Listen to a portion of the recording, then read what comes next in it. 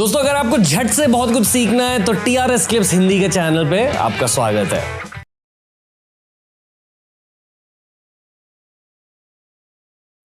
इस साल पेपर सबसे टफ पेपर था। हाँ, सुनने में आया सभी जो हुआ कुछ दिन पहले रिजल्ट्स निकले। रिजल्ट्स आ गए। ओके, क्या आपको पता चल जाता कोचिंग के दौरान कि किस किस को सफलता मिलेगी और किस किस को सफलता नहीं मिलेगी? आइडिया लग जाता है। ओके, ये ठीक वैसे ही जैसे आपको पॉडकास्ट के दौरान अंदाजा हो जाता होगा कि कौन सा कितना चलेगा। जी, कुछ वैसे ही है। एक इंट्यूशन का लेवल आ जाता है कोई भी काम करते हुए। लंबे समय तक आप तो कोई काम करते हैं, so you get to understand who has the potential to get through. Idea हो जाता है। Congrats to everyone who succeeded. पर जिन लोगों को सफलता नहीं मिली, पहले उनके दिल को एड्रेस करते हैं हम। आप एड्रेस कीजिए। इस बार का जो प्रीलिम्स का पेपर था 2023 वाला, वो अब तक का सबसे मुश्किल पेपर हम कह सकते हैं। मतलब 20-25 साल से मैं देख रहा हूँ प्रीलिम्स, वो सबसे मुश्किल पेपर था।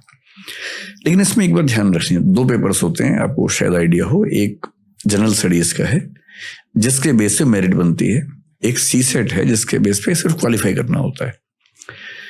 जनरल स्टडीज का पेपर बहुत मुश्किल था। थोड़ा सा इस बार कंसेप्चुअल की जगह उन्होंने फैक्चुअल एलिमेंट ज्यादा डाल दिया था। और उसमें चिंता की बात इसलिए नहीं होती कि जनरल स्टडीज में देखिए, जैसे 10 लाख लोग फॉर्म भरते हैं, 6 लाख लोग एग्जाम देते हैं, लगभग 5-6 लाख लोग 12 से 15 हजार के बीच में प्रीलिम्स क्वालिफाई करते हैं। पेपर कितना भी मुश्किल आ जाए, क्वालिफाई 15 हजार ही करेंगे, 14 हजार ही करेंगे। तो पेपर मुश्किल आने से अल्टीमेटली क्या होगा, कट ऑफ कम चली जाएगी। Top 14,000 have to qualify the prelims stage. इसलिए वो पेन तो होता है कि बहुत मुश्किल पेपर है, but ultimately 14,000 have to qualify. ये हो सकता है कि एक सेगमेंट से क्वेश्चन ज्यादा आ गए, एक से ज्यादा मुश्किल आ गए, तो जिनका उसमें कमांड थी वो फायदे में आ गए, जिनके उसमें कमांड कम थी वो नुकसान में आ गए। But generally 14,000 have to get selected in the prelims. CSAT क्या है कि वो क्वालिफाइंग है। We have to score 1/3 33% marks in that paper. उससे मैथ्स आता है, रीजनिंग है और कॉम्प्रिहेंशन है। यूपीएससी पिछले 3-4 साल से मैथमेटिक्स का पोर्शन न केवल बढ़ा रही है, जो कि ठीक है, लेकिन वो एक अनुपात होना चाहिए ना।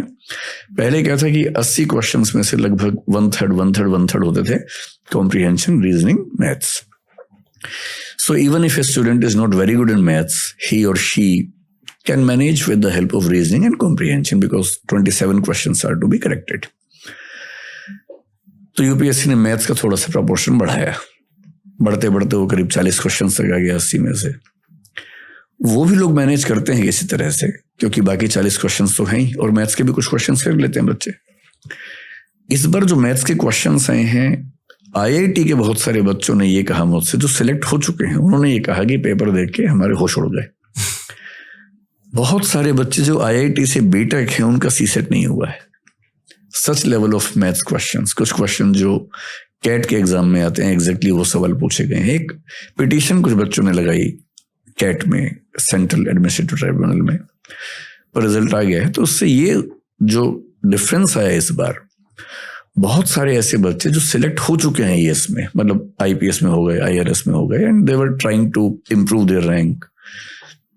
बड़ा सरप्राइजिंग है। मैं करीब ऐसे 50 लोगों को जानता हूं जिन्होंने फिर से एग्जाम दिया IRS IPS बनने के बाद। उनमें से कम 30-35 से प्रीलिम्स नहीं हुआ इस बार। लेकिन अल्टीमेटली प्रीलिम्स तो हुआ ही है 14,000 लोगों का। तो ऐसे लोग जिनका मैथ्स अच्छा था, बाकी बहुत आइडिया शायद नहीं था एग्जाम का, उनका हो गया। तो मेंस में कंपटीशन थोड़ा सा कम हो गया इस बार। होना क्या चाहिए यूपीएससी को, मुझे नहीं पता क्या अप्रोच है उनके, क्या समझ है। प्रीलिम्स का एग्जाम स्क्रीनिंग टेस्ट है। आप इतना मुश्किल कर देंगे कि बहुत सारे योग्य लोग वहीं खत्म हो जाएंगे। इतना मुश्किल, और मुश्किल भी उन चीजों में जिनका यूपीएससी में करियर से बहुत लिंक है नहीं।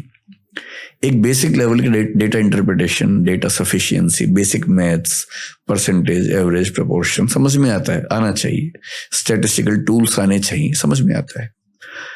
पर अब आप नंबर सिस्टम के नाम पर कैलकुलस के लेवल के सवाल पूछेंगे जिनका कोई मतलब नहीं है उसके करियर से, और है भी तो इतना कि ट्रेनिंग में आराम से कोई सीख लेगा। तो मेरे ख्याल से वो पेपर बनाने वालों की पॉलिसी में या तो कोई अंडरस्टैंडिंग की मिस्टेक है या इस बार एक एक्सीडेंट हुआ है, अगली बार शायद ठीक हो जाएगा। किसी का ब्रेकअप हो चुका है, कोई पीड़ा से गुजर रहा है और स्टूडेंट्स पर वो पीड़ा पास ऑन कर रहा है मुश्किल पेपर के थ्रू। हाँ, हो सकता है, ये हो सकता है। मैं अक्सर कहता हूँ कि असल में बहुत कम लोग हैं जो डिटैच होके काम कर पाते हैं जी। जैसे अगर मैं जिंदगी में, जैसे आपका एग्जांपल ले, आपका ब्रेकअप हुआ कुछ दिन पहले जैसा आपने बताया, अब आपके मन में दो बातें हो सकती हैं। आपको जितना मैं समझ रहा हूँ आपके मन में दूसरी बात ही होगी, लेकिन मैं एक समझाने के लिए कह रहा हूँ।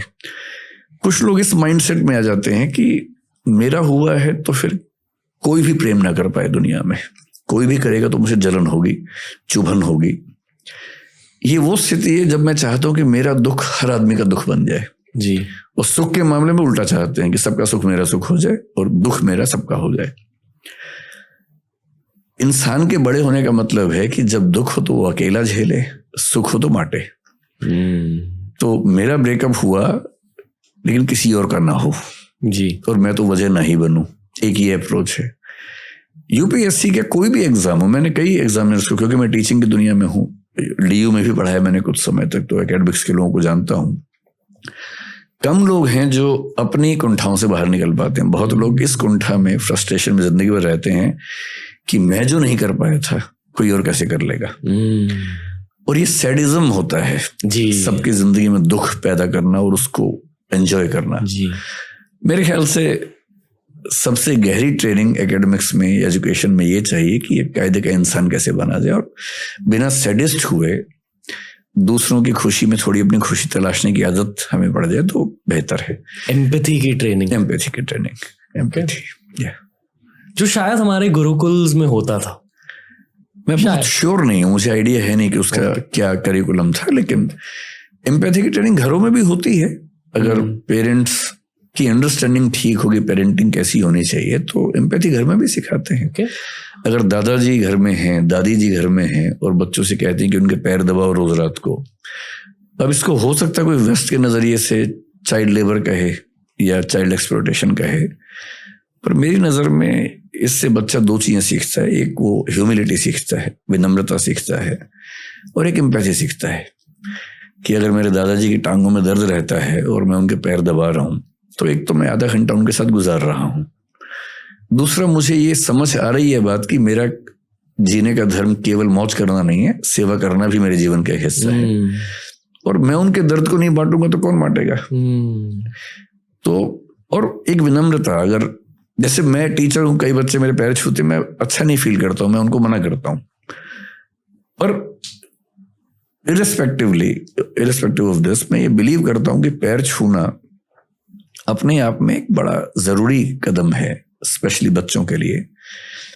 उनको झुकने की आदत रहनी चाहिए, और पैर में झुकना हम सिंबॉलिकली ये मानते हैं कि आप व्यक्ति को सबसे ज्यादा सम्मान जो दे सकते हैं वो पैर छू के दे रहे हैं। और पेरेंट्स को कम से कम इतना सम्मान मिल जाना कि मेरा बच्चा मुझे अप्रिशिएट करता है, कम से कम थैंकफुल है, ग्रेटिट्यूड है, ये इमोशनल बॉन्डिंग ही तो है, एम्पैथी ही तो है। और इमोशनल इंटेलिजेंस का कंसेप्ट वेस्ट में 20-25 साल पहले आया, लेकिन ये तो अतीत में कब से चल रहा है। जब बुद्ध कह रहे थे कि करुणा ही है जो संसार को जोड़ती है, जब भवभूति उत्तर रामचरितमानस में एक और रस करुण एवं कह रहे हैं कि दुनिया में एक ही रस है, वो करुण रस है, तो ऐसा थोड़ा ना कि एम्पैथी की ट्रेनिंग पश्चिम से हमें सीखनी पड़ेगी। एम्पैथी तो अतीत में कितनी बार, वाल्मीकि हमारे संसार का पहला कवि, पहली बार कवि क्यों बना? क्रौंच पक्षी का जोड़ा खेल रहा था, एक शिकारी ने एक पक्षी को मार दिया, अब प्रेम में रत पक्षियों में से एक नीचे गिरा। वो जो मोमेंट है, उस मोमेंट में दुनिया का पहला कवि बना है।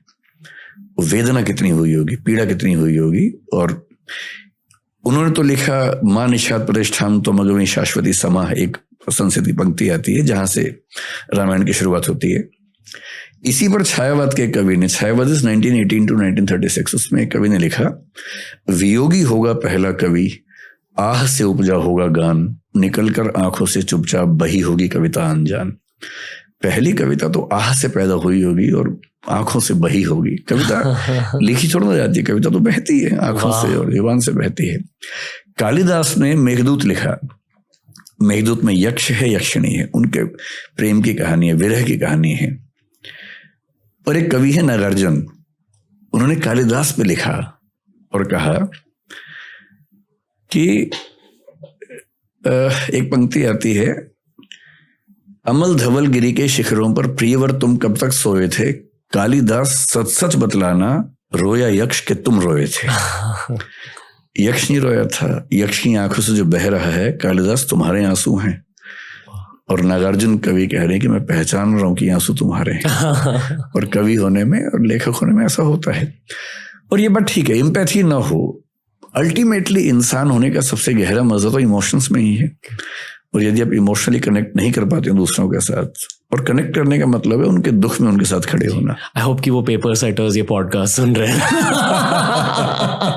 ताकि अगले साल आसान पेपर निकल के। आसान पेपर से भी सिलेक्शन उतना ही होंगे, इससे कुछ फर्क नहीं पड़ेगा।